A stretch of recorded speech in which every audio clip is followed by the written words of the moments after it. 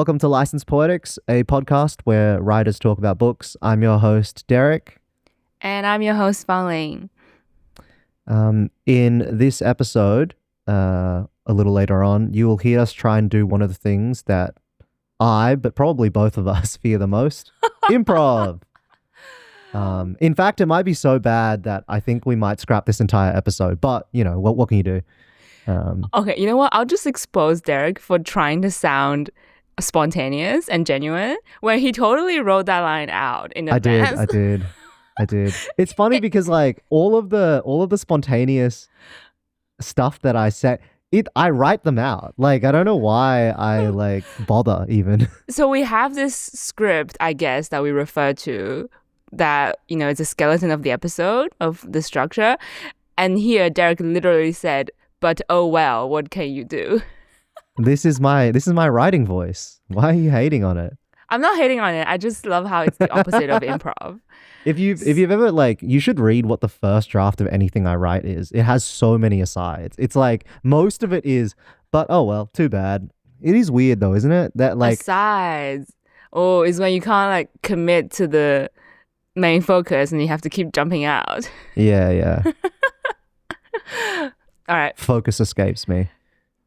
So improv. We'll try to do some of that today. It'll be our first time, so we have no idea how it's going to turn out. But I think it was a little bit inspired by your live reaction to a poem last time, right? Yeah, that's right.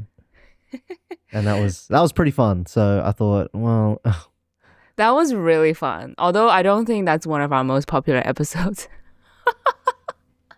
It makes sense. Like it wouldn't be. But it was so fun. I thoroughly enjoyed it. We're going to do our reading updates, right? And then we'll jump into improv. Yeah. Well, we're going to do life updates as well. Isn't that Oh, key? yeah, right. Maybe it will help with our improv. Or maybe let's warm up because we know that we're not comfortable talking about our lives. So we'll talk about fiction first. Sure.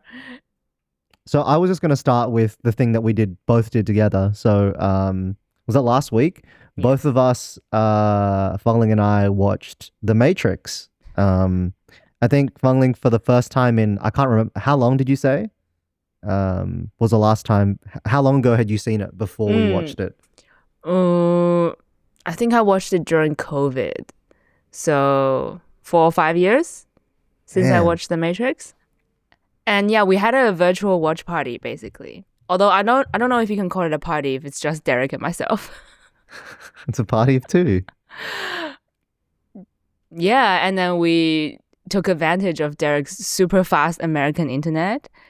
And it wasn't a situation where we both press play like simultaneously but on different streaming sites. It was when Derek shared his screen with me, like Zoom style, so we can watch together. Was it good? Like, was the quality good for you? It was very good. Nice. All right. Well, maybe we should do that for now. That if we watch something together, that's the way to do it. Yeah, it's the American internet. That's a good name for a novel. The American Internet. I think that's really good. Or a good like a name for a short story or something. I'll think about it. You picked The Matrix. That was your choice, right? I remember. I really wanted to watch The Matrix again with someone who is interested in analyzing literature or film. Do you know what I mean? Yeah. I love The Matrix. It's one of my top movies. And, you know, watching it as a kid, I just loved the sci-fi, the blockbuster elements of it. Loved the plot. But then that watch during COVID kind of opened my eyes to what I see as a lot of the Christian allegory in it. And I was like, wow, I want to watch it with someone who's interested in like peeling back layers of movies. And that's why I've always just wanted to watch it with Derek. Oh, that was nice. Yeah, so you really focused on the Christian sort of elements of it. But the only thing I noticed, because I haven't watched it in a long time, and I think like when I watched it this time, I was really like, oh, it's a really trans movie in a way that I didn't Yeah, I didn't realize, I think. You focused on the queer trans side of it, right? Yeah, And we the talked sort of about it, and I learned a lot as well. It's great. but it was yeah, it was a good movie. I actually I was more impressed by the cinematography, and sort of like a lot of the kind of core like storytelling of it. I Mm. was way less impressed than I think I initially was by the plot. Like it's really stock standard actually. It's like it's not a deep movie at all. No, the plot is so neat, right? So clean. Yeah, it's Um, so Hollywood.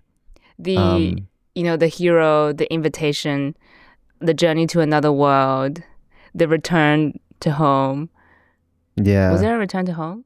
Yeah, yeah, Well, yeah. In a true sense, right? Return to to the Matrix, and yeah, yeah, and but the hero has changed, and also like the hero meeting the help, Morpheus. yeah. The call refusal, all of that. It was so neat. It was so Hollywood. I guess I hadn't realized how Hollywood it was. Mm, you're right. Um, I really loved the acting Keanu Reeves. Of Hugo Oh, Weaving, okay, I should okay, say. gotcha.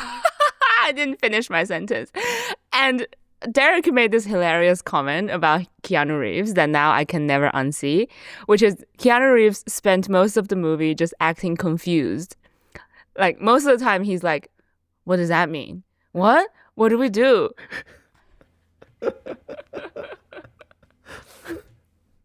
And then he gets really confident randomly. But anyway, anyway. Well, look, it's not random. We can talk about it, but anyway, that was the big thing that we watched together.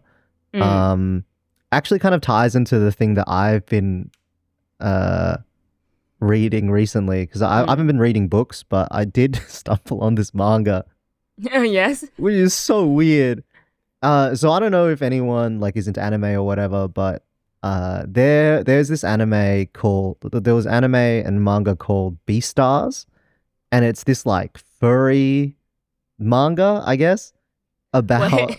like a wolf that's in love with a rabbit. So it's Oh, kind of like okay. Zootopia fanfic almost. I love Zootopia. It's kind of like Zootopia. It's not actually, but Okay. but it is. But yeah, it's like a high school romance. It Okay. starts out as a high school romance and it becomes ridiculous. That author artist ended up doing this manga called Sandar, which is about a 14-year-old boy in a dystopian sci-fi world where like children are prized and treasured, but he's secretly Santa Claus. Wait, what the? He Wait, transformed. wait. Which manga did you read? The Santa Claus one or the fairy one? The furry one I read ages ago, but they're both by the same person. And this Santa one is actually, I'm not joking, you should read it because Santa is also a Christ-like figure. If you believe in him, he becomes powerful, right? So if you love the Are you Matrix, just recommending Christian stuff to me now? I'm not Christian, by the way. What? a wait, little wait. bit. So how did you discover Sanda? This. I think it's because it's going to be made into to an anime soon. Okay. By the way, like everything this woman writes is amazing. Like she's a really good like sense of pathos. Okay. Right. And so like Which app or website do you read your manga on? I just This use manga decks. this technicality is very important to me. I'll send it to you. I'll send it to you. And then Manga you decks. and then you found out that it's gonna be made into an anime. Yeah. And so I Where? just started On reading it. Instagram. No, I mean like it was on YouTube because I like Oh, right. they put out teasers and stuff. Right, And I right, saw it okay. and I was like, what the hell is this? And it's like some kid turning into Santa Claus. I was like, what the fuck? But it's so good. And I'm so moved by it. It's also like very, I think like, yeah, it's so moving. Anyway, it doesn't matter. I'm down. I'm down. Like the whole teenagers hiding a huge secret inside them. Hell yeah, Yeah, I'm it's down. Santa Claus. Um, Oh, that was funny. so anyway, that was my link to the Matrix, but I've decided that the next thing we're gonna watch whenever you're free is we're gonna watch Ghost in the Shell, which like is to me heavily inspired, I think to everyone actually, heavily Mm. inspired the aesthetic of the Matrix, Mm. and also I think it's actually quoted by the Wachowskis as a major influence. Nice. And it's actually like philosophically rich. So Oh, you mean more than The Matrix? Way more. Well, like to me, I think. Okay, interesting.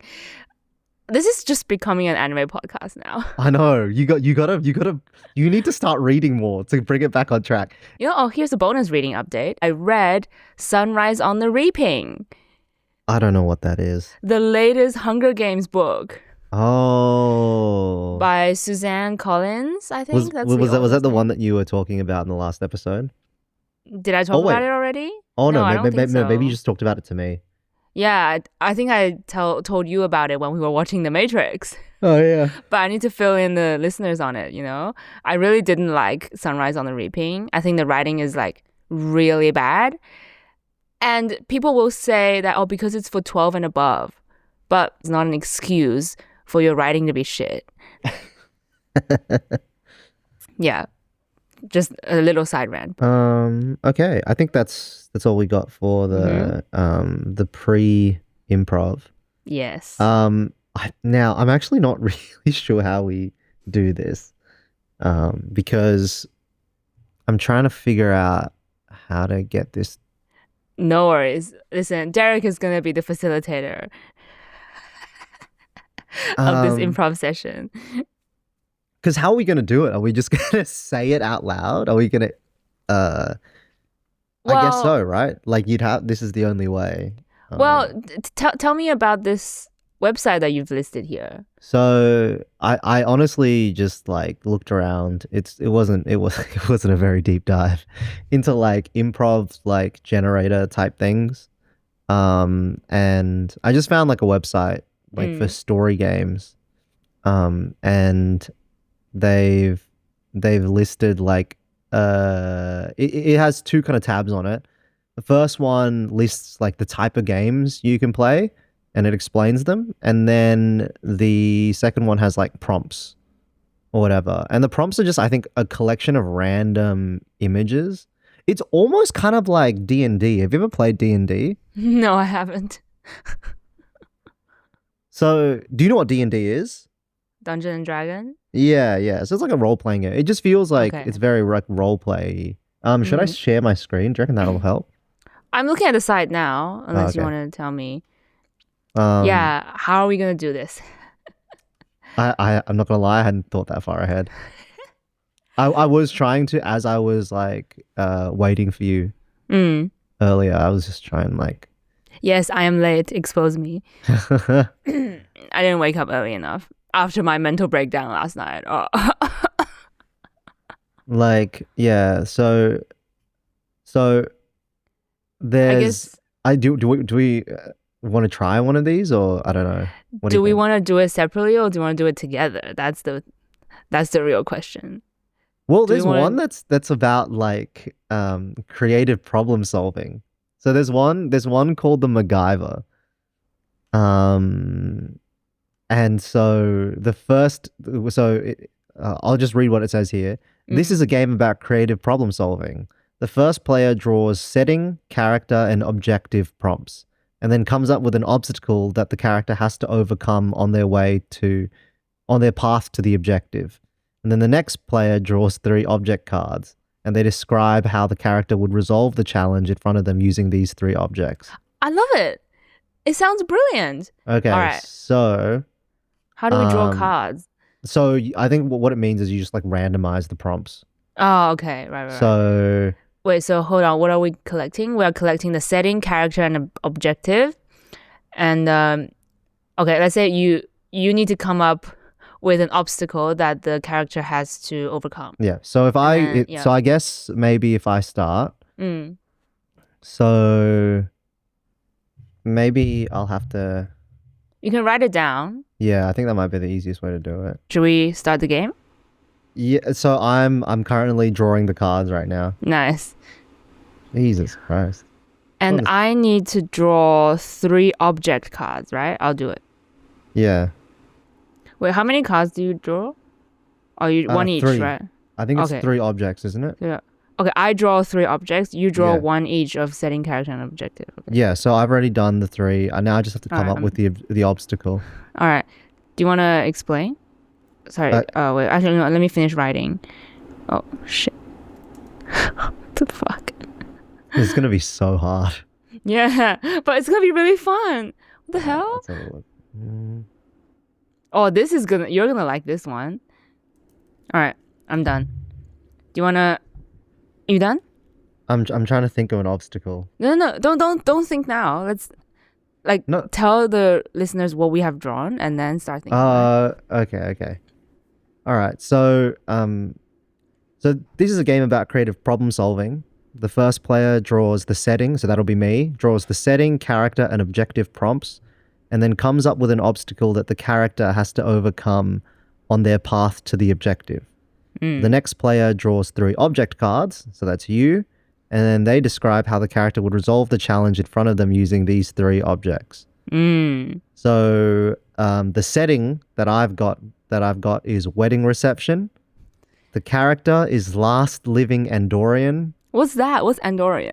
It's just random. I actually don't know what. Okay, I think you might need to draw another one. Do you reckon just draw another one? Yeah, just draw another one. Yeah. All right. Okay. So This is interesting. So, okay, you need to come up with an obstacle, and then I have to solve your obstacle, basically. Okay, this is pretty good. Yeah. Hey, it's great. All right, who's your character? No, your character is personal chef. Your character. I don't need a character. I'm just creating an obstacle. Okay, fine. So we have a personal chef at a wedding reception, and whose objective is to spy on somebody, and you can come up with whoever that is. And the obstacle is going to be a big fight between. Derek is coming up with this on the spot, by the way. Yeah, I'm coming up with it on the spot. Big fight between bride and groom because one of them is having an affair. Okay. So any more? This commotion. No, that's it. All right, so quick recap.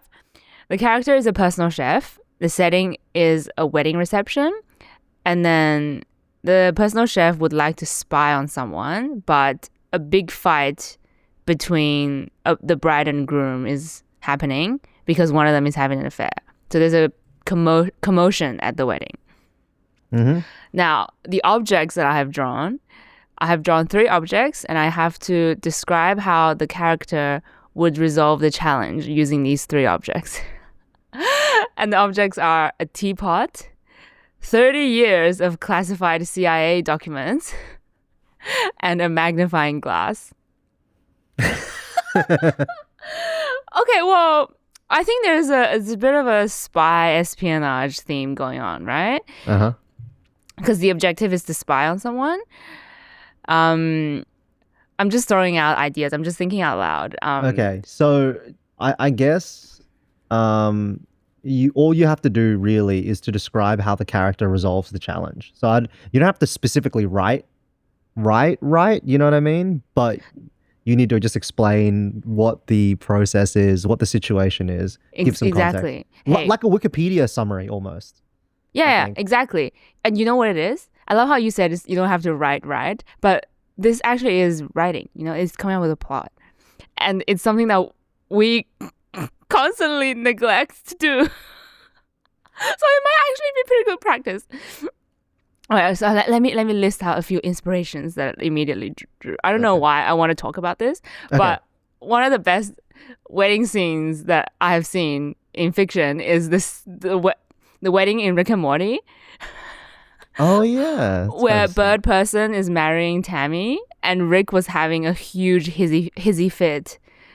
And then he said that famous line of weddings are just funerals with cake. Yeah. The one that I think of is, did you ever watch The Witcher? I have actually. I've seen one episode. Oh, okay. And obviously not the wedding episode. No. There's an episode where, where it's not like espionage specifically, but there's a lot of like political intrigue at this wedding. And so that was what I was thinking of. Interesting. And you know, even weddings in real life are very political. Like, you don't have to be in a dark fantasy world. Yeah, for sure. And the other one that I think of is Community season... Which season is it? I knew you were gonna bring up Community. Actually, it's. Oh, sorry. It's not a wedding.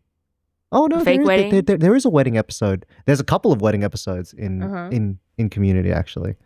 But I'm actually thinking more about the espionage part of it. The paintball episode in the final season is a Mission Impossible homage where they like so that's another one. Anyway, I see. so this is all. So now we've been talking about it, giving you some time to come with some ideas. Let's hear them. Okay. Okay. So, yeah, we might as well just use the Rick and Morty setup that I'm imagining. So, in Rick and Morty, Bird Person is marrying a high school girl from Earth named Tammy, but then it turns out Tammy is an agent from the Intergalactic Federation. And so I might as well have this fight break out because, say, the groom, who is this, nerdy loser guy, find out. Wait, who should be? Someone should be pulling out a gun. I know I want my character to pull out a gun, and I also want either the groom or the bride to pull out a gun. And I don't know. I think so maybe let's start with the because I guess the question is as well. So there's a wedding reception. Should we also try and flesh out this theoretical plot as well? So maybe because I think what it should be is okay. So your character who is named. Oh, we have to name them. Yeah. You gotta do it. Sophie. Okay, Sophie is infiltrating a wedding reception between the what is the I know. Sophie is infiltrating a wedding because there's intel that one of the key personnel at the wedding is involved in an intergalactic espionage organization. Intergalactic. Okay, so we're going high. Yeah. Sci-fi. Okay. Actually, maybe not intergalactic. Sorry, I just borrowed the name from Rick and Morty. Espionage operation, covert operative. No, I want names. I need you to name. That's the fun part. The KGB. This is the 70s. Okay. This is the 70s. At the height of the Cold War. Yeah, at the height of the Cold War. This happens in Washington, D.C. Sophie is a spy for the CIA. And I even have a twist in here. So when she goes in undercover as the personal chef, she sees that the bride and the bride side of the family seem to be like having agent qualities. So I don't know. The bride knocks over a teapot and then she catches it at lightning speed or something. Oh, okay, gotcha. And then so all evidence points to the bride being the secret agent, Russian secret agent. And then a huge fight breaks out because the bride realized the groom was having an affair, like as they're walking down the aisle. Okay. And then this is a distraction to Sophie because she wasn't expecting this to happen. She was expecting to how was she expecting to assassinate the bride? Oh, I don't know. She's trying to assassinate the bride. But then as the fight breaks out, we see the bride like pulling out a gun from underneath her dress and pointing it at the groom. And then this is where it's confirmed to the audience that, oh my God, the bride is the spy. Mm-hmm. But then there's a huge twist and turns out the groom is the spy. Okay. Although I feel like I didn't really stick to the prompt very well. How is a big fight gonna... Do you want me hurt the... to yeah. maybe... So we should do it together. How about what I do is I set the wedding... I set the scene. So we can cut that stuff out. I'll set the setting, like given the prompts, I'll set the scenario up, and then you have to resolve it, right? That's kind of like an easier way to do it, right? Okay, sure. Okay. How are you gonna set it up? So at the height of the Cold War, Sophie is a CIA agent who is dispatched into a wedding between a high-ranking politician, and this politician is the groom, and supposedly this politician has been doing dealings under the table with the KGB and is a double agent of some kind. Sophie has been dispatched to retrieve evidence, Okay. which is supposed to be on the body of the groom. So Sophie needs to get to the groom somehow. And she's been disguised as a personal chef. But the problem is that so the plan was that she would, in the middle of the dinner, as the food is being served, because she's the chef, she'll stand out there and she'll be able to make contact and effectively pickpocket the groom. Oh, pickpocket. Okay. The problem is that at the very last minute, as the toast is being given and the best man is giving a speech and so on and so on, suddenly the bride starts screaming at starts accosting the the groom with a bunch of questions because her friend has just told her that he's been sleeping with someone else. It turns out, what's really happening is that he's been hiding things from her because he is obviously like dealing with the KGB. So he can't tell her what's actually going on. So a big fight breaks out. Okay. So what does your character do? Now your character is blocked off because of the giant fight that's happening and people pulling everybody apart. Okay, yeah.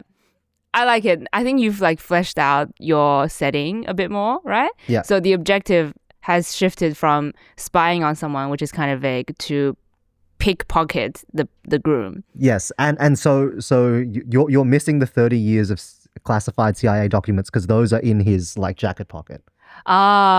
Wait, no, the 30 years of classified CIA documents, they're on my side. Like they're at my disposal. Oh yeah, that's true. Right? Well, right? Okay. Okay. So all right. So now you've got 3 objects. Okay. Or Sophie has 3 objects: a teapot, 30 years of classified CIA documents, and a magnifying glass. Okay. Well, I none of these objects are gonna help me break up the current fight that's happening. Right? No, you can do it as creatively as you want. Is Sophie armed? You're free to write this whole thing yourself. As long as you use those 3 things, it doesn't matter what you do. Oh my god. Okay. Have fun editing this episode. Well, the fight is gonna die down eventually, you know? So I see no reason for Sophie to like physically get in there and break it apart. Actually, you know what? Maybe there were metal detectors, so Sophie wasn't armed. Let's make it more interesting. Sophie wasn't armed, and so Sophie waits for the fight to die down, and then the bride and groom probably leaves the venue to go to. I feel like that's cheating because that's like the main obstacle is being like removed. Oh wait, you can't. Oh, okay, right. Okay. Because the obstacle is the big fight. Oh, the obstacle is the big fight. Okay. There's that's an artificial time limit. There's an artificial time limit. Artificial time limit? Oh, you talked about this before. You like artificial time limit. I do. Like Eva. Eva has an artificial time limit. Okay. Oh. Okay. I'll have no choice but to have Sophie call her man in a van. Okay, yep, classic. Do you know man in a van? Yep, classic. A guy in the van, yeah. Whose name is? Steve. Steve. All right. Sophie calls Steve through her earpiece and was like, Steve, there's been a situation. Keep going. Target is lost in the crowd. I need permission to take him out. I need permission to take him out so I can retrieve the USB stick. Or whatever it is they use in the 70s. What did they use in the 70s? Maybe it's just hard copy. Okay. The And file. then Just say the file. retrieve the file from his pocket. And then Steve says, we don't have permission to do that. And then Sophie's like, I think you should troll through 30 years of CIA 30 years of classified CIA documents. And then Steve was like, I'm running a search through now. And then what would release Sophie? What would give Sophie the permission to shoot him dead? Wait, but then like once Sophie shoots him dead, why would it be easier for her to fuck? Okay, I'm seeing holes. Look, I like the idea of the guy in the van trolling through 30 years of CIA classified documents. I'm gonna keep that in, but I don't know. Oh, I see now. Sophie has to take someone else out to create a diversion so that the fight stops. All right, and what have you got? You've got a magnifying glass and a teapot. Yeah, I'm gonna have to chuck the teapot at something. I have to do it in a way that doesn't draw attention to Sophie herself. She's a spy. She's got amazing dexterity and skills. Okay, well, I don't know. Sophie runs to the mezzanine level and chucks the teapot at the chandelier. And the chandelier falls and crashes to the floor. Nice. And I may have stolen that from Harry Potter. Doesn't matter. Keep going. Yeah. Okay. And then so the room suddenly darkens and everyone is confused. Mm-hmm. Right. And she, in the confusion, she goes in and pickpockets. Okay, I feel that's cheating. I still like it when the guy goes through 30 years of documents, though. I haven't used the magnifying glass. It doesn't have to make sense, by the way. Like, it can be ridiculous. Like, it doesn't have to be like... Yeah, but I can't tie it together. You could be like... Well, I don't want to jump in, but... No, you jump in. Feel free. What would you do? So the guy's going through the 30 years of documents, and she's like... And she's like yelling at him. She's like, I need something. Give me something, Steve. And Steve's like, I'm going as fast as I can. And he finds something. He's like, oh, there should be. Have you ever heard of the?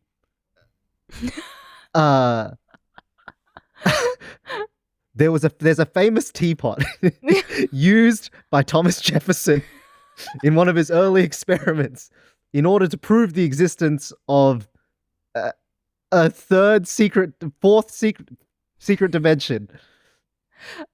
And it should be somewhere in that building.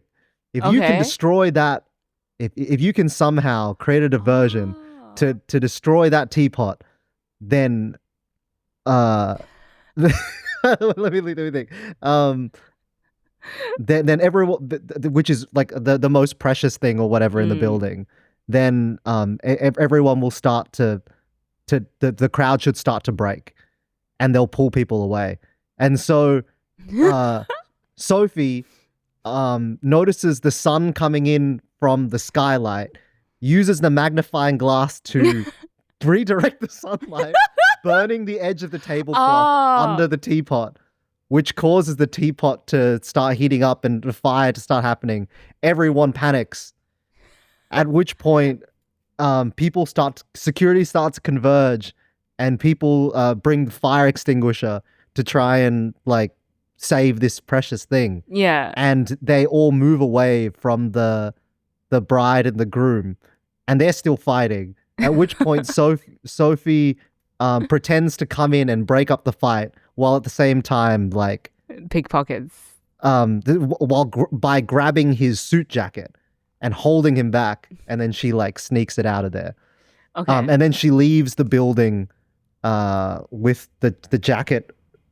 She tosses the jacket and slides the thing into her like chef's apron thing. Wow. And she walks out, and there's a fire in the building. This is very visual. End scene. Very. Okay, I just have one question. How does the Wait, how come the teapot would draw attention? I have no idea. You see? Here. Yeah. It is the centerpiece of a display that is inherent to the building itself. Like it's part of a historic Washington DC thing. I like your solution because it incorporates both a magnifying glass and a teapot. But I will say, I think my solution to chuck a teapot at the lights is a more plausible way to create a diversion, but it doesn't involve the magnifying glass. All right, I think the real winner is Steve. Steve, the man in the van. I'm going as fast as I can. That's my favorite. I love those tropes. Those tropes are fun. Yeah. I think the more tropes you rely on, like the faster these move. We should be as hack as possible. I think this is like a chance for you to be as hack as you can, right? Yeah. Because like also, I feel I'm like normally when we write, ideas. we're trying not to. Trying to be original, But now I feel like we should do it more. I know. I think my man in a van obviously is not original at all. And also the dropping chandelier is also not original. But they're the best bits. They are the things that I came up with, for the purpose of this. And in Harry Potter, there's no man in a van. So you can't say I'm stealing from Harry. There's the dropping of the chandelier from Harry Potter, but there's no, man in a van. All right. That was fun. Should we do it again? Do you want to do that one or do you want to try a different thing? I don't know. What do you think? So there's a bunch of options. We've got elevator pitch, action. Oh, okay. I think scene is fun. Scene? Okay. Yeah. In this game, the players become actors. Derek's favorite thing to do. Aiming to play out an exciting or dramatic scene. 2 players take a setting prompt, use the character and personality prompts to come up with their characters, and use the objective prompt to create a conflict between them. The 2 characters will want the opposite things.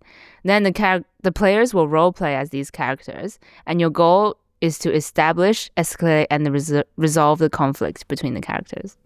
Okay. All right, cool. So we'll try scene. Are you going to copy it into the thing? No, I'm not. You do it. Okay. All right. I'll tell you what it is. The scene. Oh, okay. Do you want to do it in a cafe or a courtroom? Either's fine with me. Cafe. Okay, cafe. Yeah. Okay. Cafe. Let's make it domestic. So cafe, and then we also need character and personality. Oh my god! Derek, we have to pick this one. 2 best friends in love with the same person. This very stunning sweetheart. Okay. Isn't it? All right. Wait, no, hang on. It's Sputnik Sweetheart. They're not in love with the same person. They're in love with each of them is in love with the other one. Like oh yeah, right. Kay's in love with Samira, and Samira's in love with Kay. Yeah. Well, no, not Kay. What's her name? Mew, yeah. All right, 2. So setting is cafe. The characters are 2 best friends in love with the same person. Yeah. And what about personality? Personality. One is Captain Jack Sparrow. The other one is the Bellatrix Lestrange. How the oh, very on theme. Okay. Where have you? Okay, cool. Personality. And then, okay, we have personality already. Yep, and then objective. Oh, objective. Let me draw the card. Rescue or protect someone. I'm guessing that someone has to be the same person that we're both in love with. So it must be, rescue or protect. Love interest. The same person that we're both in love with. Mm-hmm.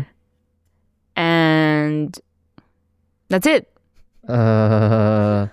And I guess we both want to be the hero. Yes. So they want opposite things, right? So yeah.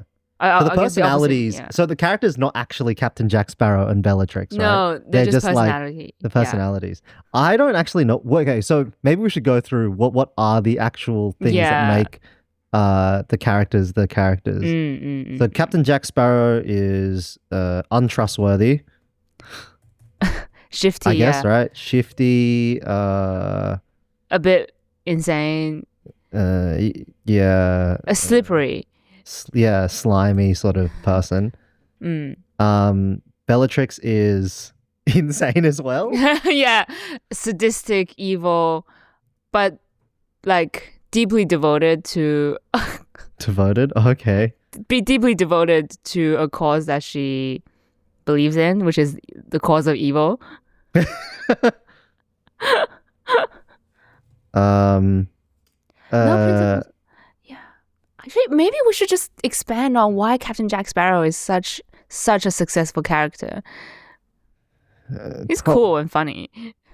Yeah, just because he's like, it's like kind of like an anti-hero almost. Yeah.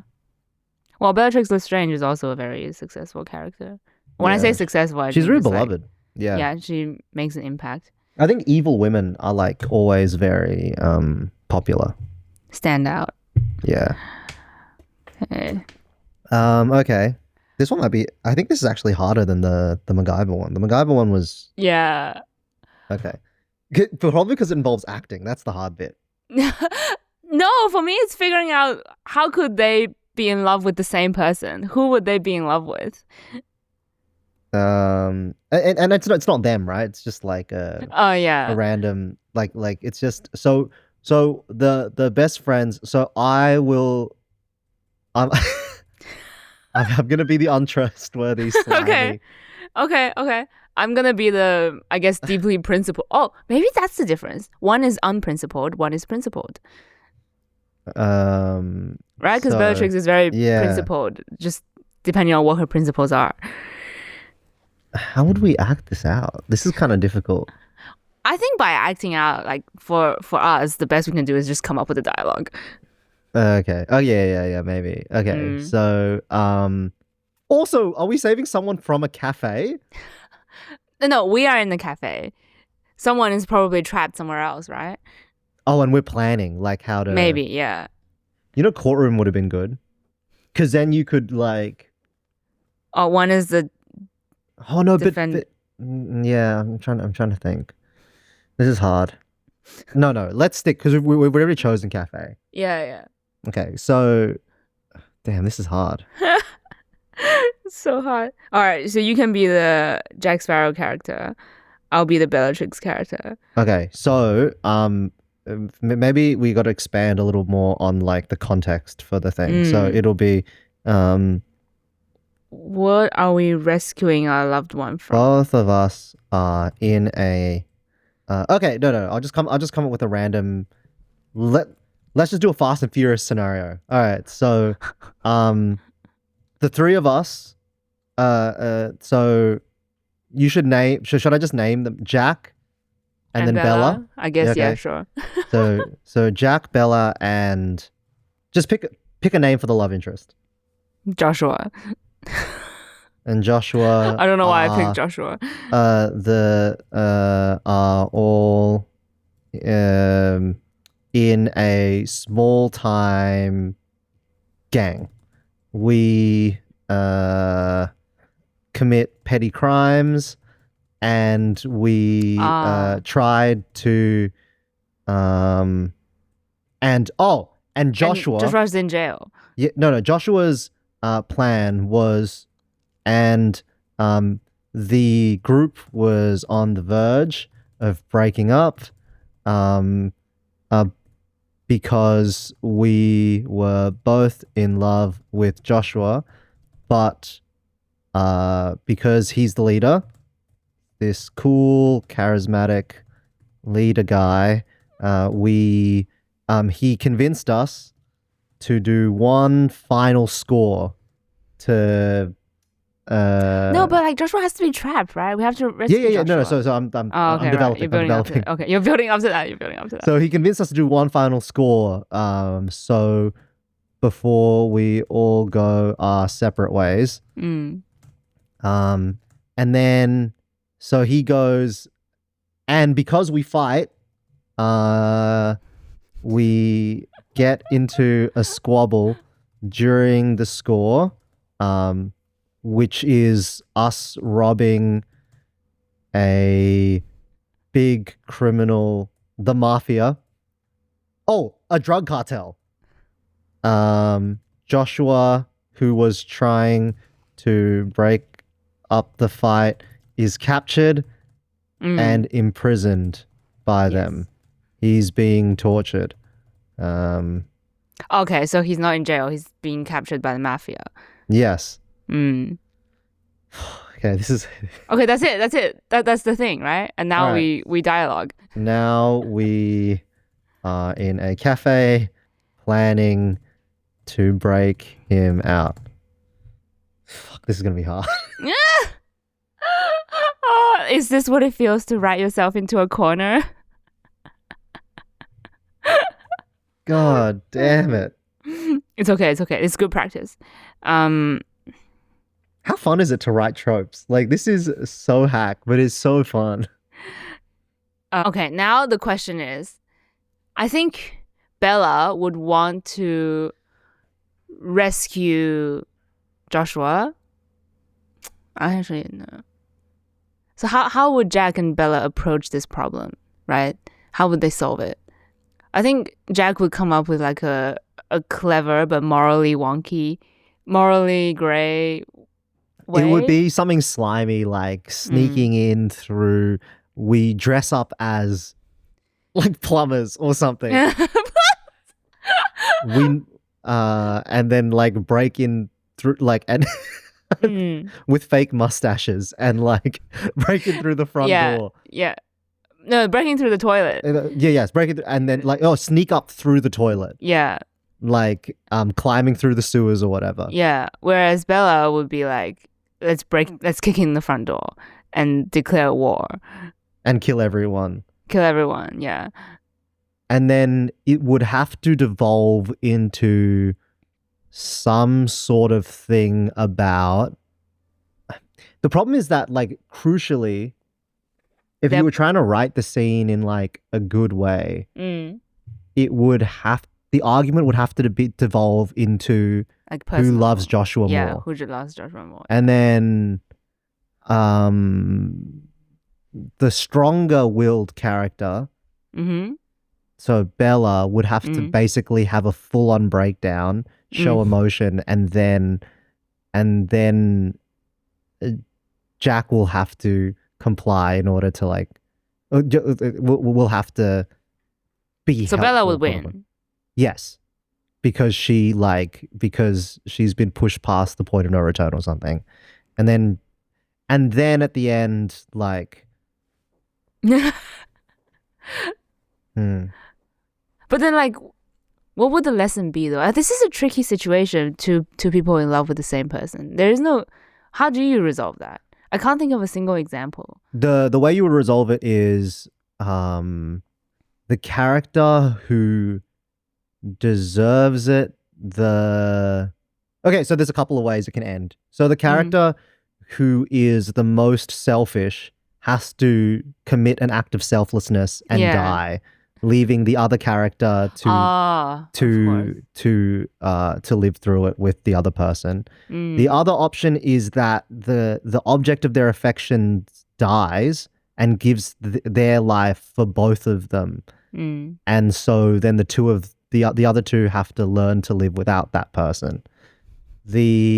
Another way to do it. There's like a couple of ways. I feel like you can just keep. Wow, that's good. Keep going. What's the other way? Do you have another one? I guess I'm trying to think of like, so my guess would probably be that like either Jack does something selfless and then makes a big heroic show of not caring or like being blasé about it, or Joshua has to like they save Joshua and then they all are escaping, but in the end Joshua watches them squabble and knows that they've like become good friends, and then he sacrifices himself. What the hell? Like by like, I don't know. Now, pulling a grenade out of his teeth. Now that I remember, in Les Miserables, both Eponine and Cosette are in love with Marius, right? And then Eponine's line is exactly the first one that you just described. She dies saving Marius, and so that she kind of tells him her love towards the end, but then she dies, and then Marius ends up with Cosette, the other girl who loves him. Yeah, those that's usually how those play out. I think. Wow. I'm sure there's like more creative ways, but like the ones that come to my brain immediately are those two options. I think those are. I guess I'm trying to think of a situation where Bella would give up her life instead of Jack dying, right? Because Jack dying is the more obvious choice. Is the obvious choice. Actually, no. I think to go into the Eponine and Cosette thing, maybe Jack is the person who's able to love more effortlessly, whereas Bella is more like Eponine, where like she struggles with it. She struggles with it, and Josh is actually blind to her affection. Maybe Josh loves Jack. Okay, I can see that. And so like her anger and her bitterness towards Jack is that everything comes really easy. Yeah, and exactly. Then to the end, she does. Bella dies. But she gives some fake excuse, as in being like, well, Josh will remember me forever because I like saved. But she puts up like a strong front or whatever, and then dies. I think she should die in Josh's arms. Oh, okay, that's where you know Josh still loves Jack, but they're able to share that last moment together. That like that, even though Bella never got to live out her love for Josh, she at least dies in his arms. No, that is just the plot of Les Mis. And then it turns out they're all three of them have been in love the whole time without knowing it or something. Like it becomes a perfect like polycule. And then it turns out Josh and Jack love each other. Yeah, no. So Josh and Jack already love each other though, don't they? Yeah. And then like, but now that like throughout this whole time, like Josh has also noticed that they fall in love, and so there's like this tender moment between the two of them as well. That's a pretty good ending, I feel like. When Bella dies, yeah. Yeah. And then like Jack's crying, and like Jack's never cried before. There's like a shtick in the beginning of the movie. The first line of the movie is that I'll never die. I'll never cry for anyone. Yeah, you know what I mean? There's so many ways to write this. Wow. But fuck. That is just the plot of Les Mis. But yeah, I find like the three character plots are always really good. They're always like really, and no matter how you resolve it, no matter which character dies for who, or even if they all three end up together, there's like a real satisfaction in it. I think in a way that I don't get any real satisfaction from just like two characters like falling in love. Like I don't care about that. Is there a way we can resolve it without someone dying? Or leaves or like they end up all happy together. It's just there's no one dies. Okay, well I guess we'll have like Bella or Jack fall in love with someone else then. There's no payoff there. What's the payoff of, because the three characters are so emotionally intertwined. What's the payoff of having another character like involved? The payoff is that, say, Bella learns to let Josh go. I don't think that's satisfying. It's not as satisfying. Hey. No. They deserve to be together. I'm in love with these three characters now. What the fuck? Listen, like these hypothetical characters. Listen. This is interesting. Don't you think this says something about storytelling itself? The fact that when we are given this setup, we see no other satisfying ending other than death. No. I mean, I think there is a way for all three of them to be together and to be happy. Like you could. What's the payoff in that? Because all three characters now have found out that they all love each other, right? Because at the beginning, it's a triangle where they both are in love with the same person and then they don't like each other, and then it becomes a buddy cop dynamic where the two of them dislike each other, but they're trying to support the same person. Yeah. And then in the end, it turns out they've always been in love with each other, all three of them. And then like a polycule.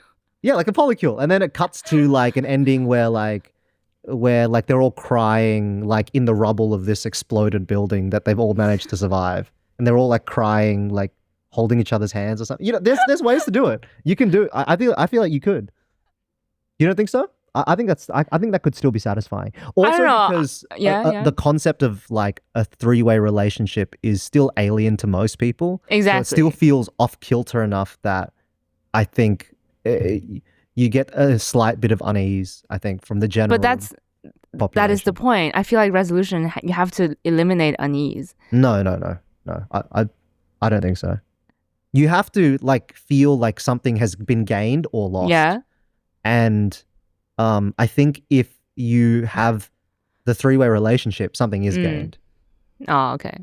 Like because you've learned something about the characters throughout. If one of the characters dies, you learn something about the character. If all the characters die, I feel like that would be unsatisfying because you wouldn't learn anything about any of them. That's my feeling anyway. Okay. And all three of them live happily ever after.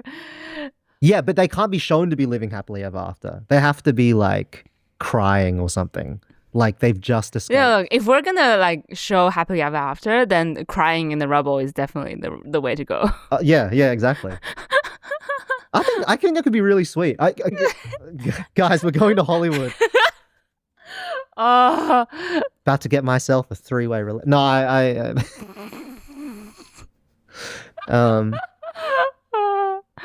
like we're just like looking for a Joshua and a Bella. How much what the fuck is that talking? Embarrassing relationship. All right, shall we rate our character names? Sophie, Steve, Bella, Jack, and Joshua. They're so shit. I know, they're so shit. Do you know why I said Sophie? Well, because our previous guest, and also when I went camping with Sophie and some other girls, we played this like campfire game where each person say a line and then go around and create a story.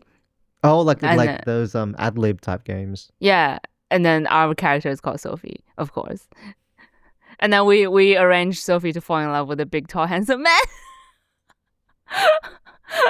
I don't know why I said Steve. I don't know why I said Steve. Steve sounds like a man in a van name. Man in a van, right? It's unassuming. He's kind of like a nerdy guy. Did you imagine Simon Pegg? Which movie did he play? Mission Impossible. He's the man in the van in Mission Impossible. He's Ethan Hunt's man in a van. Yeah. Ethan! There you go. That's great. All right, I think that's an end to our improv. Yeah, get ready for our spy thriller / crime movie double feature. Also with a two-person in love with the same character. You're invested into the three-way one. Yeah, I think it's because three-way relationships are always I feel like they're always fascinating. Yeah, because there's an imbalance. But they're so difficult to pull off. Do you think so? Yeah. Challenges. I don't want people to. I don't want to kill people to die. They don't have to die. Like in challenges, like I think. Well, in Spotting Sweetheart, they disappear. Yeah, but you get a phone call from them, which is all that matters. No, but don't you see? Like it only ends in heartbreak and like endless longing. Well, not in the one that we're about to write. Guys, we're woke. We're all about all the different types of relationships. Wow. It's like a utopia dream.